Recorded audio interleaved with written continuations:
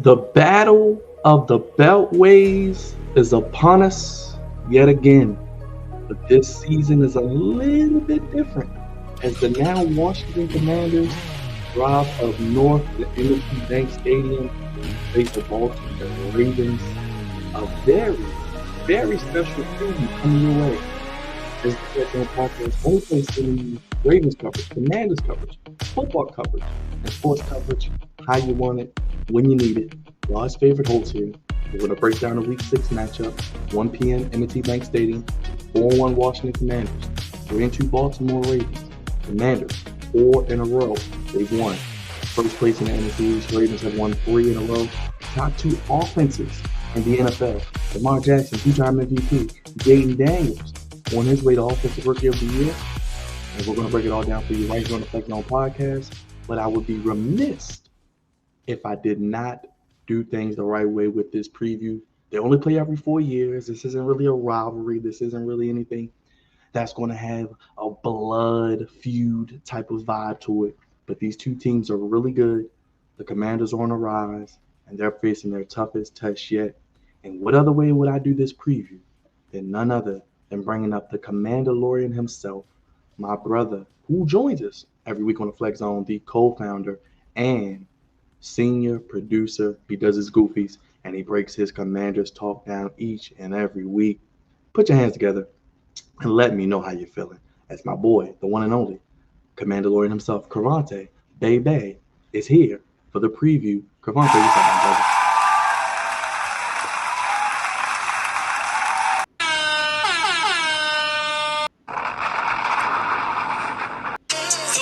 Haters Please, can't please, stand brother. us. Please, brother. Please, brother. First pick. First pick. Commanders, commanders. We fight for Crevonte, baby, back in the place to be. Always good to do anything with you, my brother, especially when we talk a little football. Your Yeah, team's doing well. You're glowing. You're radiating. I love to see it. How do you feel, my brother? man, I feel good, man. Yeah, I know, like I've said the past couple weeks, I haven't felt this good in a long time. As a Washington fan, we've had a number of team name changes, but as a Washington football fan, it's been rough to say the least. And we've been doing this podcast 10 years, man, and I can't even count on one hand how many good years we've had. But I feel good. I feel good. Let's look at the series between these two teams, Cavante, because they've played a total of 7 times. I'll just quickly go over that, just a little history lesson, and look at kind of what this series has been. Like I said, they only play really every 4 years, but Yep. the Ravens do lead the series 4-3, 133 points for the Ravens, 111 to the Commanders. Started back in '97. The then Redskins and Ravens did battle in DC. Ravens won 2017. They then played in 2000, the Ravens Super Bowl year. The Redskins won 10-3. Fun fact, Cavante, every time the Ravens have lost to the Commanders in the regular season, we went on to win the Super Bowl. So take that for what it's worth as well. They Oh then boy. beat him in 2004, 17-10. I believe that was a Ed Reed big time game. I think it was a punt return or something. 04, 2008. Ravens win again 24-10. Then 2012, I know you remember this game, the RG3 Kirk Cousins game. RG3 gets hurt by Haloti Nada. Kirk Cousins comes Oh, in, and the rest is history. Seems just like yesterday, man. Just like yesterday. it does. Then we had It does. 2016 Ravens losing OT 16-10, and then just as recent as 2020 against the Washington football team before they were the Commanders during the COVID year, they won 31-17. So not a lot of games, Cavante, but seems like most of the games are pretty competitive. Yeah, for the most part. Except for that 2021 was not, because that was like Lamar's introduction to the league. I think that was his second year. So we ain't had nothing for him. We ain't had nothing for him. But like majority of the league has nothing for him. Um, but yeah, this is not like a rivalry thing. We don't play often enough for it. We pretty much only play every election year, which is seems to be a lot of implications going on with that. But it's always good to at least us being this close that we do get to play each other. It is every 4 years, but we do get to play and we get to measure where each other teams are because we play in two different conferences, two different divisions, and all that. So this is a test of testing. We're both outside of our comfort zones because the Ravens have been dogging 90% of the league, and nobody has anybody like Lamar Jackson until kind of now somebody that's similar. But they play Lamar Jackson in practice every day, so I'm sure they'll be prepared. Let's start there, Crevonte. It's going to start with the two QBs as I bring up some of the numbers. We have the spread at 6.5 for the Ravens. 51.5 is the over under if you want to take that. And as I mentioned, Lamar Jackson, 1,206 yards, 9 touchdowns, 1 interception. Jayden Daniels, 4 touchdowns, 2 picks, 1,135 yards. First player in NFL history, 1,000 pass yards, 250 rush yards in his first 5 games. Our boy Brian Robinson, 325 yards, 5 tubs. Derrick Henry, 95 for 572, 6 touchdowns. He just went over 10,000 and 100 yards for 100 touchdowns for his career. Scary Terry's been doing it forever. Got a quarterback down, 300 yards, and Zay Flowers. The two best offenses in the league, Crevonte. I never thought I would be uttering that as a Ravens fan, and I'm sure as a Commanders fan with the rookie quarterback, you didn't see that happening, probably you. Absolutely not this early at least. Usually it takes offenses, and especially new offenses, um, a little bit longer to start clicking and start building up that chemistry to where as though they look like a well-oiled machine. And it took this team seemed like 3 weeks to get it together offensively. And defensively, we got defensive-minded head coach. We got Joe Witt Jr. and Dan Quinn that came from the Cowboys, who had a top-notch defense last year. I thought the defense was going to hit the ground running, and that has not quite been the case. The offense is definitely ahead of the defense. Um, as the first 5 games have shown, the defense is picking it up, but the offense is flying high right now, and just like you said, top two, Washington, 30 points a game. Nah, there's like the first 2 games, us scoring what we scored. I think we had 20 against the Bucks, and we had 21 to the Giants. That sounds like, what I'm saying, Washington offense. But then here we go, 38, 42, 34. Like, that's kind of crazy for like 3 back-to-back-to-back offensive performances. This is crazy. This is unfamiliar territory. I've been posting on Facebook. The Commanders are acting totally different, but 3 in a row, this might be them. At least I'm hoping so. What have you seen from your rookie quarterback? He has really, in my opinion, kind of done the CJ Stroud route. He doesn't really turn the ball over. He runs a lot more, obviously, but he just seems to be in control of the offense. I call Lamar the conductor. Jayden Daniels isn't too far behind with the way he has that offense in rhythm right now.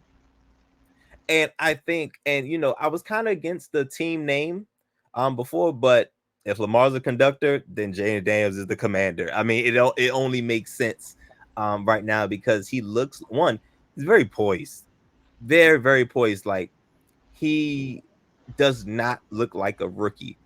And I guess that's a testament to like all the games he's played as a college football player. Um, he reads defense as well. He Cliff Kingsbury has given him the green light to like, hey, this is what I like, this is what I want to do. And Cliff Kingsbury going with it. You see something you like, what's up? What can we call?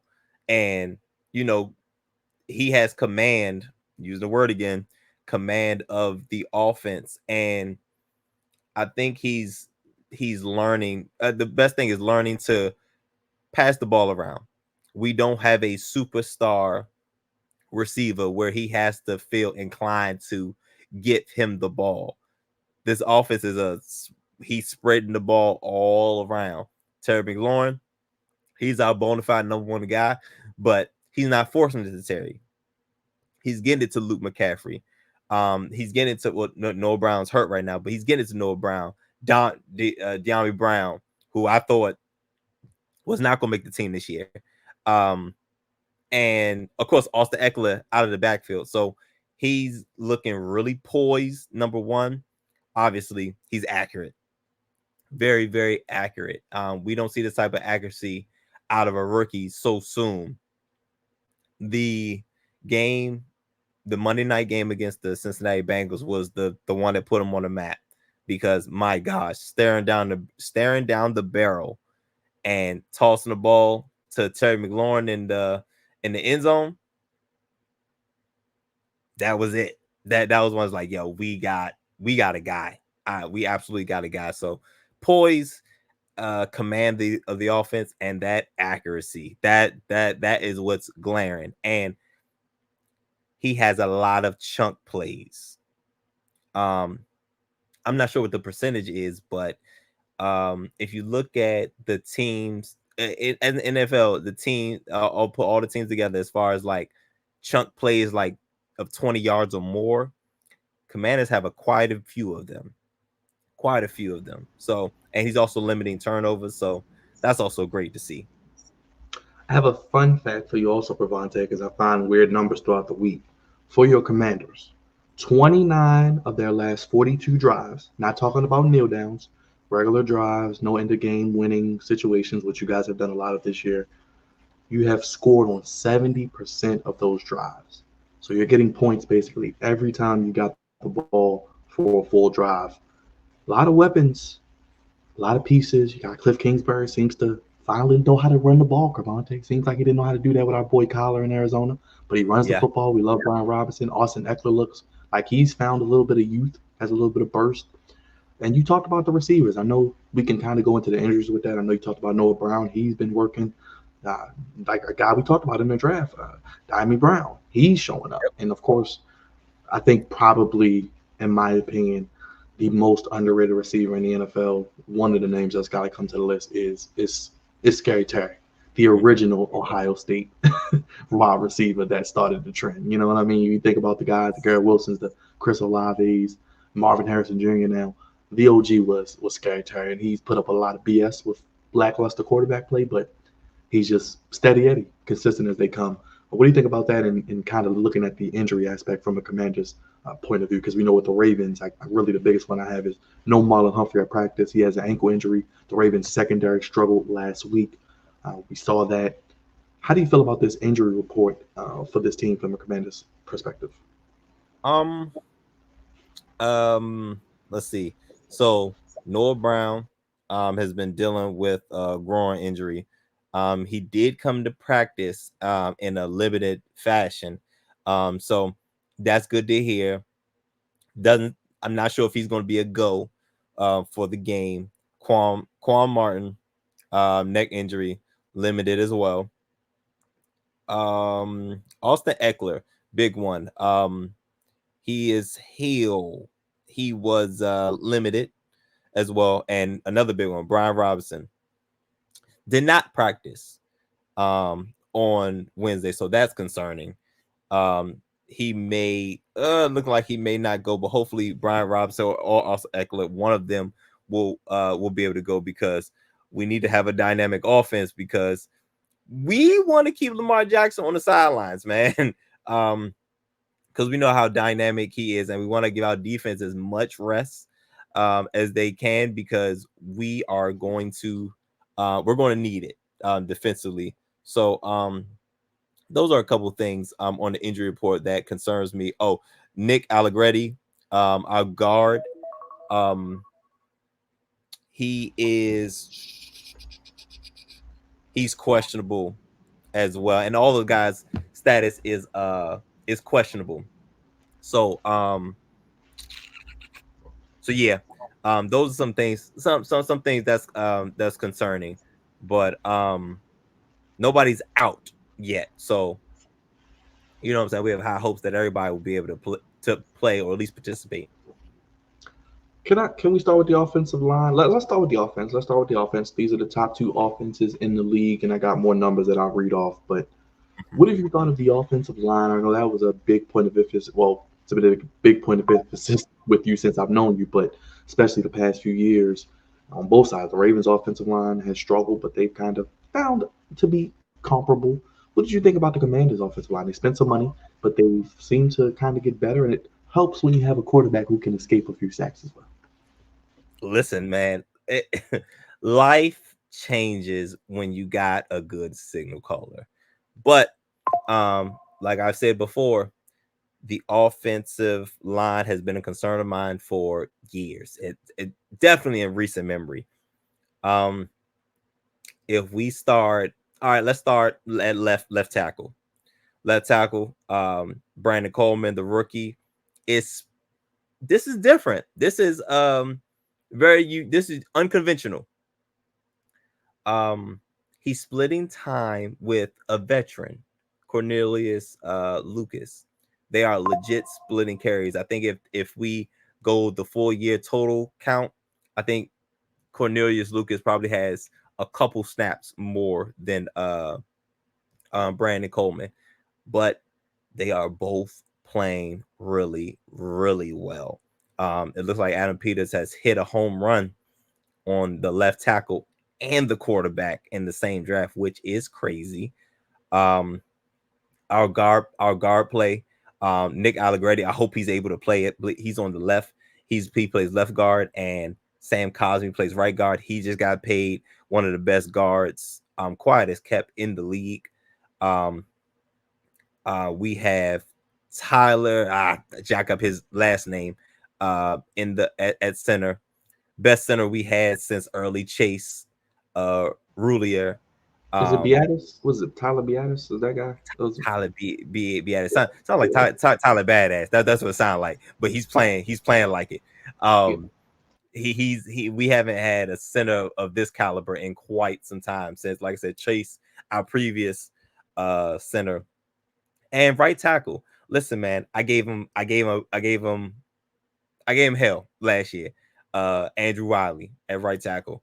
My gosh, he was terrible last year, but he seems to be fitting in with the rest of the offensive linemen, and they are playing great as a unit, and everybody looks good, and everybody's having fun. Everybody's having a good time. So that's important. Keeping the young man upright, and they want to block for him. Y'all remember when RG3, uh, the latter part of his days in Washington, where guys really didn't want to block for him. Everybody believes in Jayden Daniels and believes in his ability, and they want to protect him, and that's all that matters, for offensive linemen. And in the run game, my gosh, Brian Robinson, when healthy and he gets his carries, he getting 100 yards easy. And then we still got Austin Eckler uh catching passes out of the backfield. So, we're looking good on the offensive line for once, which is great for me. Well, let's go down your keys to the game. We do keys here. Let's start with the offense. If you got some keys, two, three, four, five, however many you feel. Sometimes I have more than others. What are your keys on the offensive side of the ball for your Commanders on Sunday afternoon? I think so. This key is, I don't know how many keys I have, just kind of just going down things that I think need to happen, but this key is, I feel like, is one of my keys every week for any team. This is a key for any team, every game. Keep the turnovers low. No turnovers. Gotta don't we cannot, as the Commanders, cannot give Lamar Jackson extra possessions, because really and truthfully, the Bengals and we look at the Bengals and the Ravens game, a missed field goal is an extra possession. That's basically like a turnover, essentially. And we have to. So that's number one. No turnovers. Gotta be able to hold on to the ball. Um, Stay out of third and long. Young quarterback, offensive line getting better, but still, kind of in that middle. We want to stay out of third and long. No downs where it's obvious that what we're doing. Um, staying out of third and long. Um, Jayden Daniels. Listen, man. In this case, it's like, all right, it's 1 o'clock, but this is a big game. This is a big game. Play how you've been playing. Play your game. It doesn't seem like the moment wasn't too big Monday night in Cincinnati. The moment wasn't big for any of these other games. As long as he plays, you know, his game, don't turn the ball over. I think we'll be good. Um, know what Kyle Hamilton is. I think that's going to be pretty important. Knowing what Kyle Hamilton is, because he can wreck an offensive game plan, because he's all over the field. He could be in the back, but then he come up. He's always moving. So, and Kyle Hamilton reminds me of, don't hate me for saying this, but he reminds me of Troy Polamalu. You know what I'm saying? He's all over the place, and he can make plays from wherever.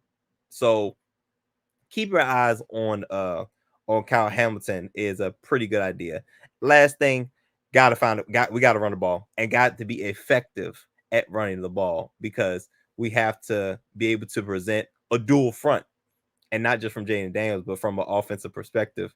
We have to be able to run the ball effectively, so Jayden Daniels could be able to pass the ball effectively and run when he has to. So those are my keys. I don't know how many keys those were, but offensively, yeah. Yeah, personally, I think you said one of mine earlier for the Ravens. I have them win time of possession. You want to limit the possessions because I don't want to get into a shootout. I don't want to put that on the defense. Secondly, we always talk about the big fellas up front. The offensive line's got to beat y'all defensive line. And Jonathan Allen and Deron Payne gets no better than those two brothers. I don't think they get enough credit, okay, of how good they are. Probably the best two in the league at those positions, at the 2D tackle positions. And Frankie Louvu, Crevonte, is having a good year so far, getting a lot of sacks. I know you mentioned his name before. Really solidifying. I think he's playing will linebacker, so he's playing that off-ball linebacker. Look Yeah. out for him. Don't let him wreck the game. Like I said, the right side of your offensive line is a little more weaker with the rookie with Rosengarten starting. So win time possession, offensive line beat their defensive line, and get some big plays. You know, the secondary of both teams I think is vulnerable. Like I said, Marlon Humphrey probably won't play with an ankle. I don't see him probably playing just because I think he hurt his ankle making that play on Sunday. He gave everything he had. So we'll Yeah. probably see him in like 3 weeks. It's typical. It is what it is. But time of possession, of course, no turnovers. Like you said, that's every week. Get some big plays if you can. You got to win up front because if Deron Payne and Jonathan Allen, if they wreck this game up the middle, and I think that's the key when you play a running quarterback. You want to get Sure. that up the middle pressure, and I think that is the key because then you got guys like Luvu or Cleveland Farrell or even the veteran, another veteran, Bobby Wagner, still showing he can run. Bobby. So you got our front there. Y'all front seven can't dominate our offensive line. That's what it comes down to. That's how I look at it. Defensively, though, both teams are struggling a little bit with defense.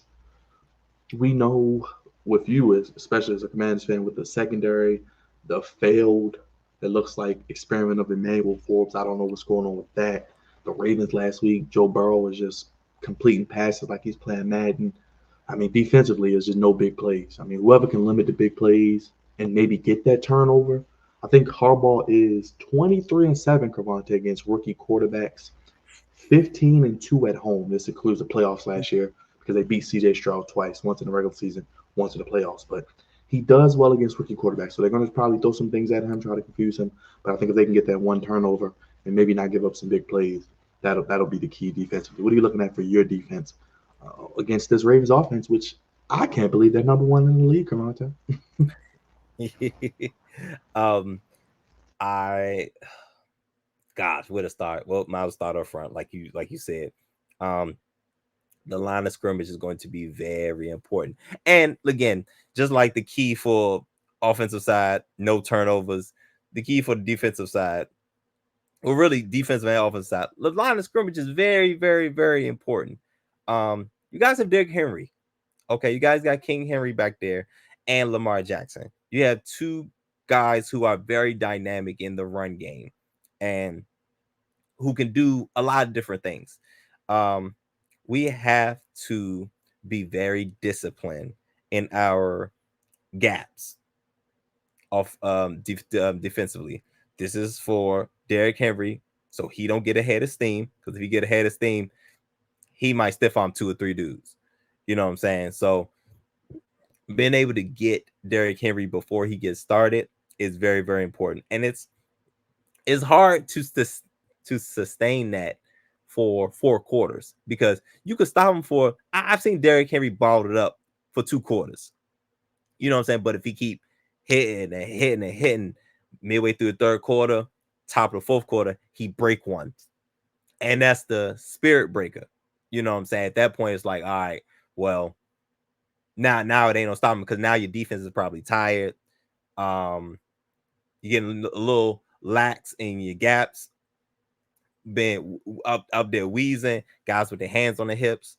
It could be a bad time. But line of scrimmage, got to be disciplined in the gaps. And even when we blitz, you got to be disciplined in your rush lanes because again, Lamar Jackson, you miss a tackle, he jukes somebody in the backfield, he could go down the field and it could be a 30, 40, 50-yard gain. Or even worse, maybe even a touchdown.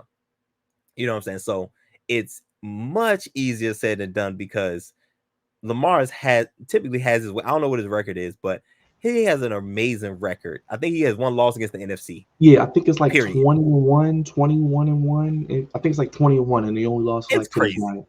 Yeah, it's crazy. It's crazy. It's crazy because the NFC teams, we don't have nobody like this there's no quarterback like this in the NFC. Well, until like now, kinda, but he's still young in Jayden Daniels. But there's nobody like that in the NFC. So when a NFC team plays a team that they don't normally play in the AFC, we don't have nobody to simulate that in practice. That's why he kills the NFC all the time. But hopefully Dan Quinn and Joe Witt have some things up their sleeves. Because that that line of scrimmage is going to be important.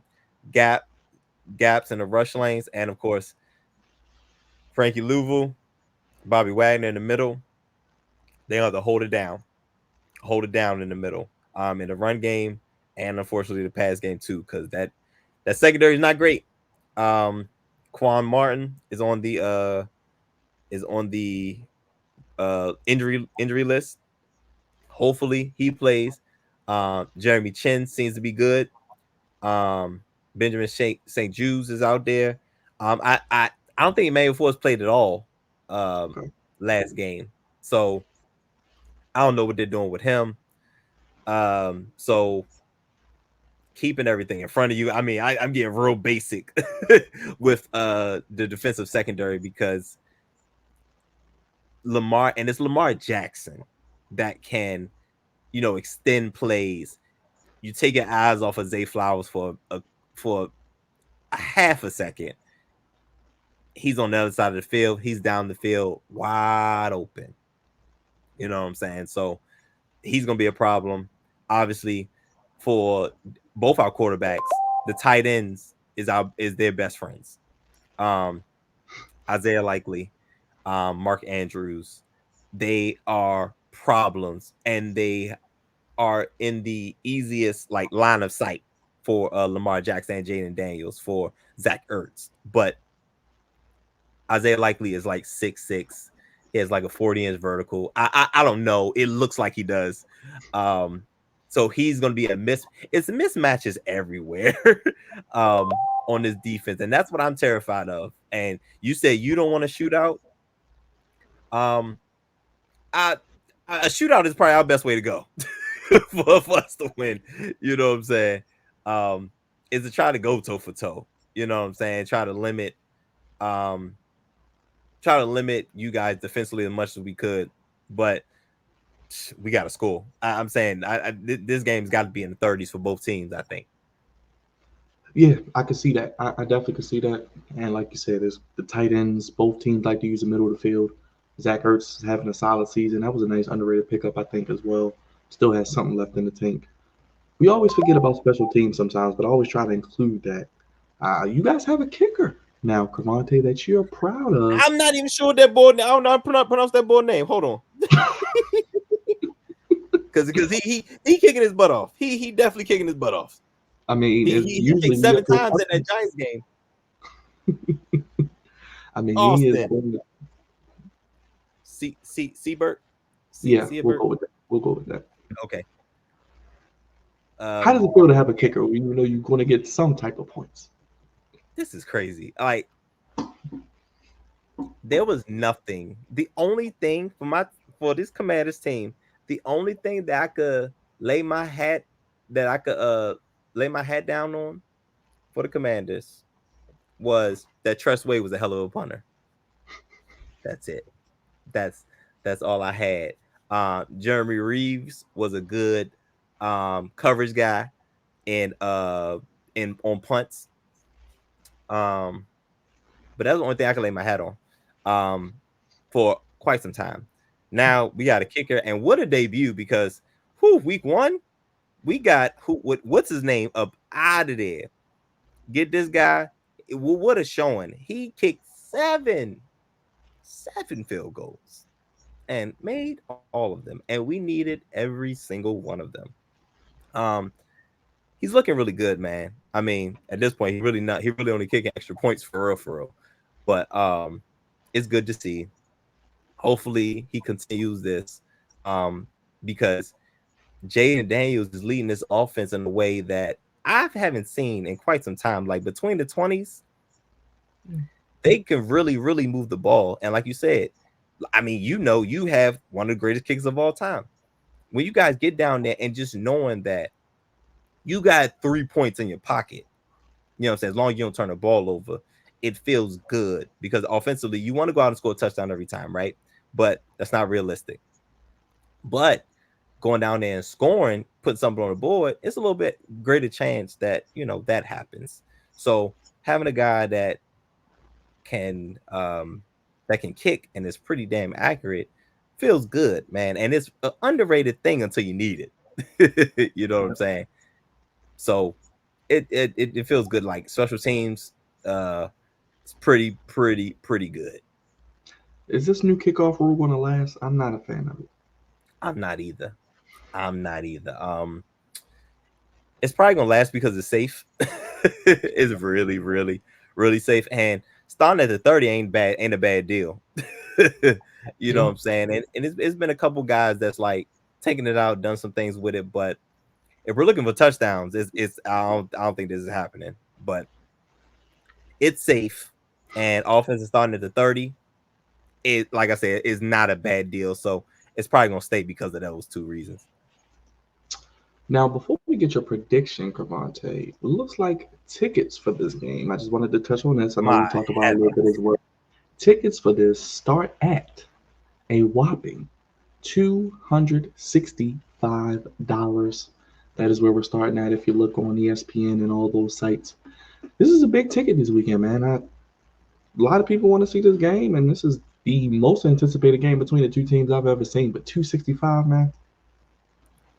Bro, we should have bought these tickets when the season started. Because we waited entirely too long. Like, I don't know how early tickets for individual games go on sale, but whatever the earliest these went on sale, we should have gotten them because that was the only way we were going to get a good deal because the build up with Jayden Daniels and his Commanders team is only going to drive up the prices. Because typically if you basketball events, football events, typically if your team plays a good team, the price is going to be higher. A star quarterback, a star person, a star team, whatever is coming to town, typically higher prices. But if we was the same old Commanders, we probably could have all went for that price. You know what I'm saying?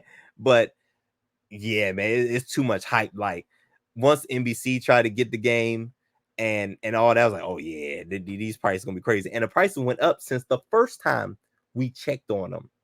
So it's a wrap. We would have had to get these tickets in September.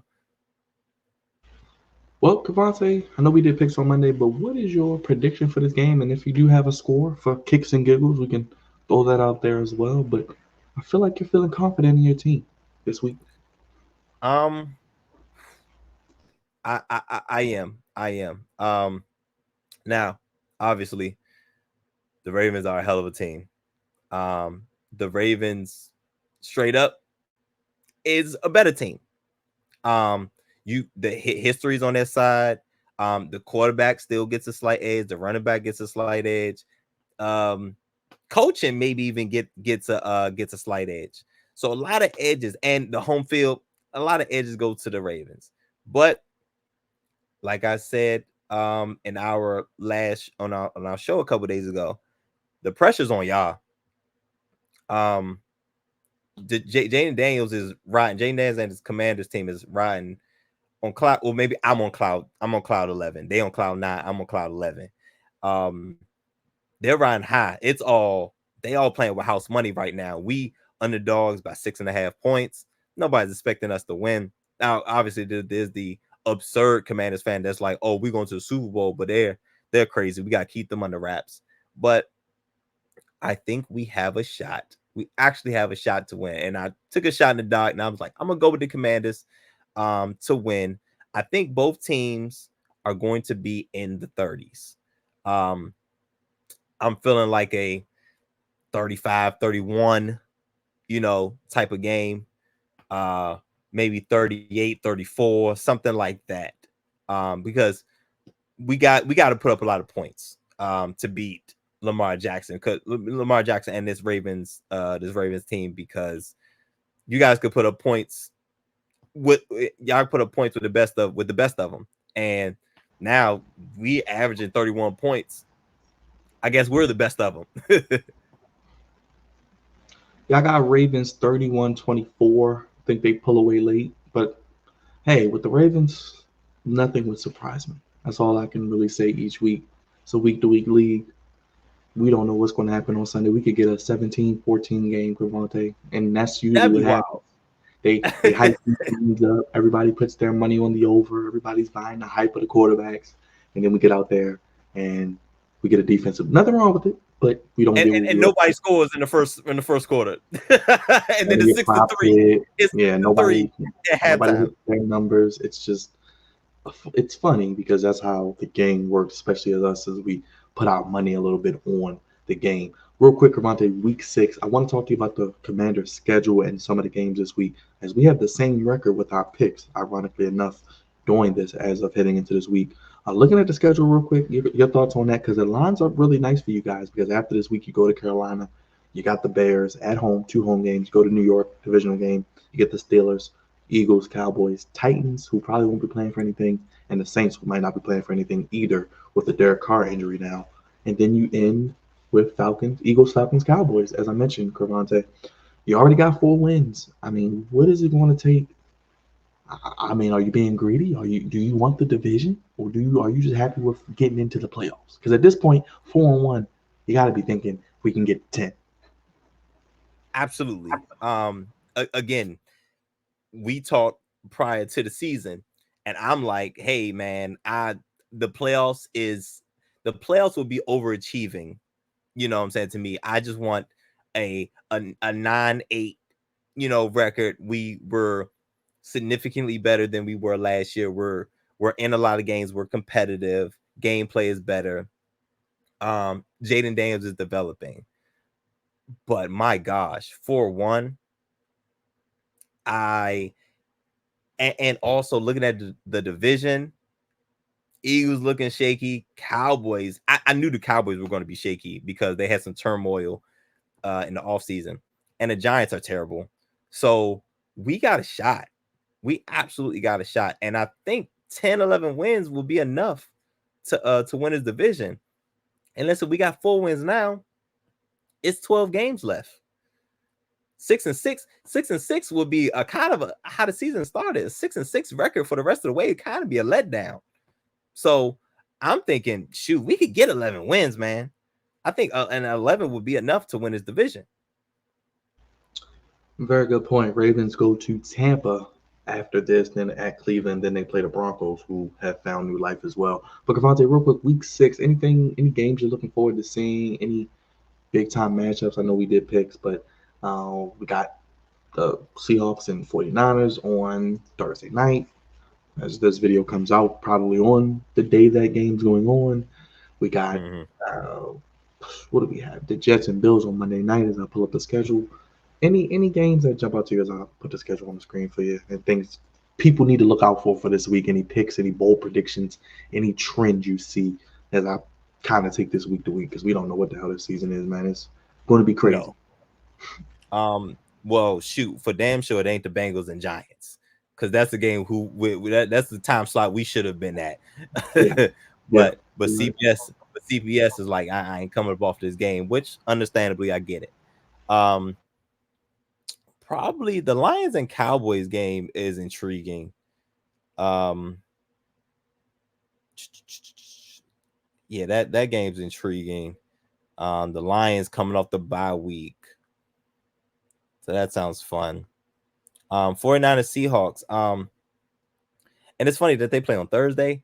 The 49ers have to they can't drop another divisional game because they're 0-2. Like I talked about that in our on our show. They're 0-2 in the division. And the Seahawks is coming to town on a short week. Seahawks just lost to the Giants, and the 49ers lost to the Cardinals. 49ers better get it together because this was a Super Bowl runner-ups and the NFC champions. They better get this together. But what's up with Christian McCaffrey? Because it seems like if he don't play, my gosh, this is a completely different team. Even with all the weapons. And Crevonte, they have a Super Bowl rematch with the Tribal Chiefs next week. Chiefs are coming off of a bye this week. I believe the Chiefs. That's Yep, not good. Chiefs, Rams, Dolphins, and Vikings. The two undefeated teams on the bye, but they played the Super Bowl rematch next week, Cavante. So that is an interesting stretch for the 49ers. Andy Andy Reid off a bye week, mail it in. um, so yeah, I like, and the Cardinals Packers could be, could be interesting. Um, Jordan Love possibly could get back on track. Um, the Cardinals on the road. I don't know what the weather is, but it's at 1 o'clock, so I don't think the weather would be too crazy. But yeah, those are some games I'm looking at. Definitely the divisional matchup between the 49ers and the Seahawks. Um, Lions and Cowboys at 425. Just because the Lions, it's weird. Cause I was like, damn, I kind of missed the Lions. They had a bye week. I was like, dang, I missed the Lions football. I missed Lions football. They gotta come back. So Yeah. if they could stick their foot in the Cowboys, that'd be great too. Real quick, I do like the Denver Chargers game. Chargers off a bye. Denver's defense, Pat Surtain, Crevonte, a guy we love coming out. Defensive Yes. player of the week. 2 picks last week. He's the best corner in football right now. I don't think there's much argument there. He's just locked down. And I don't use that lightly. And Pittsburgh, Vegas. Is this the last week of Justin Fields, your boy, a guy I like as well? Russ Wilson apparently is going to be elevated to quarterback number 2. So if he does lay an egg against the Raiders, remember no Devontae Adams this week. Obviously, we don't want him to get hurt before they trade him. That could be an interesting game as well. If Pittsburgh doesn't win that, then we could see a change at quarterback. Absolutely, because the Raiders are more depleted than they were before the whole Devontae Adams thing. So yeah, the Steelers better win this game, and it'd be unfortunate if they lose because I don't think Russell Wilson is going to do much better. But that is a very, very intriguing game, and I'm also interested to see who's gonna bite on the Devontae Adams trade. And is Max Crosby on the trading block too, or is that a myth? That a rumor? Well, I don't know. That may be something. I feel like if they can get something for him, they may do it. But thought they were going to keep him as one of their guys. I don't know, man. That's interesting. We could see more. I mean, the trade deadline is November 5th, I believe. So, Election day. well, it's funny how it works out. Yeah, you got a lot of names floating around. I seen Amari Cooper, Travis Etienne. You just mentioned Max Crosby. We know Devontae Adams, Christian Kirk. Monday night's gonna be interesting. Speaking of which, the Jets, one of Devontae Adams' teams, against the Bills. The Jets win this, they're back in first place. Devontae through all the goofiness, but if the Bills win, then I guess it's the same old Jets. So actually, we got a good Monday night game too. That very, very interesting matchup. Divisional AFC East matchup, and if the Jets win, they'll be in first place. It's so weird. And newsflash, the Goofies is going to be the New York Jets. Cause for how they handle Robert Saleh. Cause why? Apparently, had Why? to Like escort him out with security and all that stuff. A lot of goofiness in that story. I don't know what's it's true. given personal. It's given personal. I don't think this was a football move because there's nothing saying that your defensive coordinator or Hackett is the better option to lead this team moving forward. Like there's no way you thought that. There the driving effort behind this seems personal. So I heard some things, but we'll get into that later for when the show comes. But it's going to be the Jets. The Jets are going to find their way on Goofies of the Week. Well, it wouldn't be Goofies of the Week if we're heading into the fourth quarter of 2024 without the Jets making at least one more appearance there, Crevonte. Wow, this was fun. I think that's all we got, brother. Any final parting words for the good people? I know we'll be together this weekend, and you'll be joining us for the post game show as well, man. Absolutely. We haven't got together as a group this year. So, it's always good to fellowship with my guys. So yeah, that's gonna be fun. We get some food, get some drinks, watch the game, ooze, ahs, laugh, cry.